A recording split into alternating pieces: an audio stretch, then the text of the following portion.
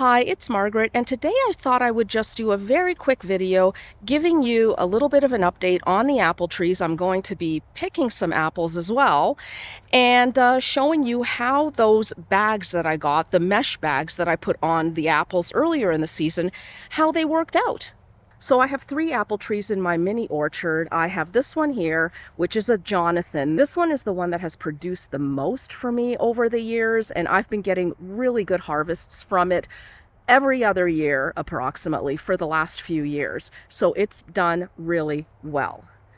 Here we have a Honeycrisp, which this is the first year that it has produced a harvest.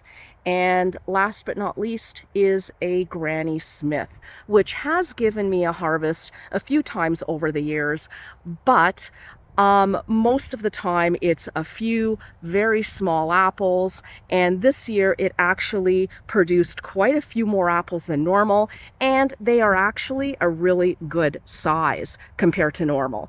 I would say, maybe a quarter to 50% larger than what I would normally get. So I'm really, really happy with that. So I'm just going to do a little bit of an update on how the bags worked in protecting my apples.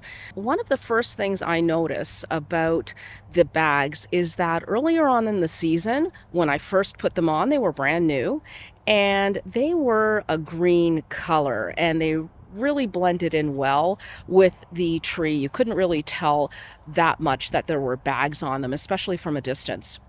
And I compared that to a set of white bags that I purchased where you could quite distinctly tell that there were bags on there. Well, fast forward to near the end of the season here, and the bags have actually bleached out. So those green bags are no longer green, they are more or less white. So there really isn't much of a difference between getting white bags, getting green bags, at least this particular kind of bag. But you know what? The main point is, were the apples protected? And for the most part, I would say yes, they were. So let's go take a look here. Look at this honkin' apple.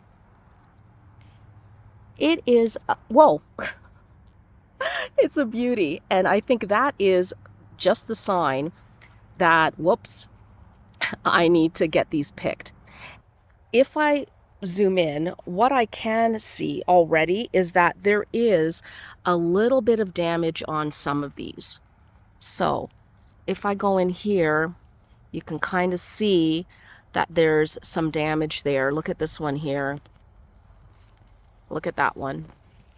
Actually, oh, look at this. This has actually fallen off the tree. It's being held up here by the bag. So I probably didn't notice this. I'm wondering if this happened earlier in the season and I just didn't notice.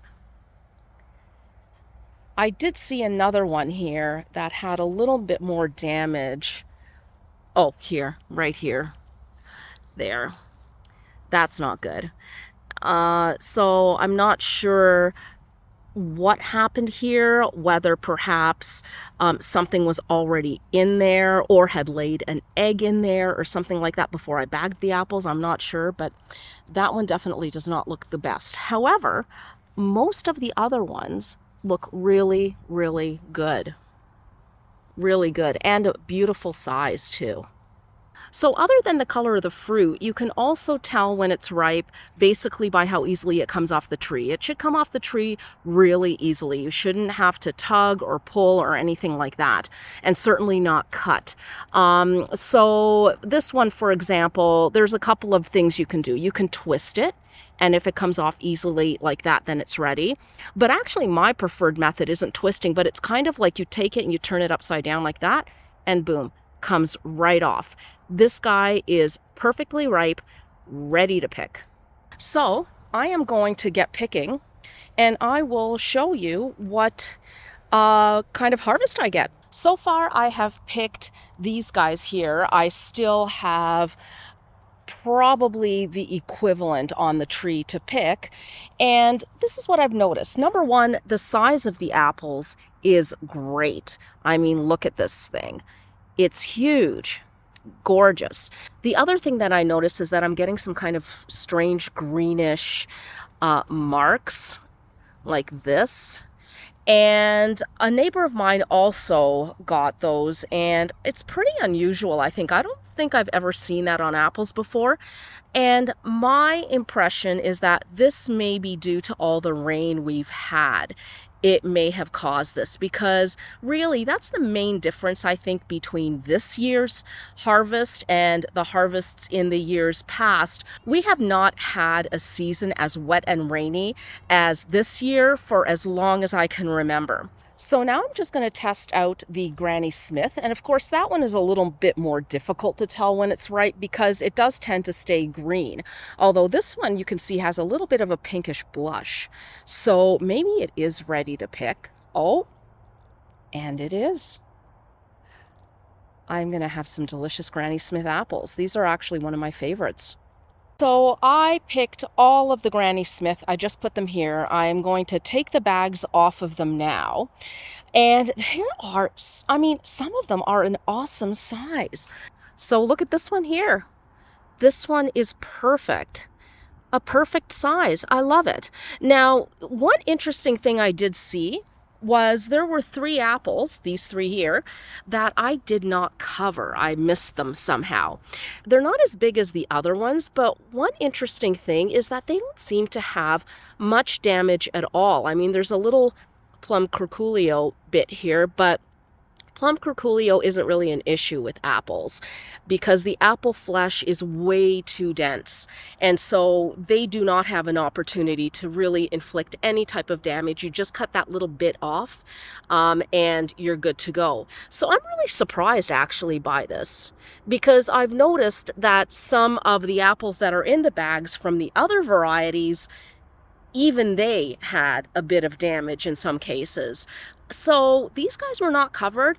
I'm wondering, Granny Smith is a pretty tart apple, so maybe that has something to do with it? I don't know.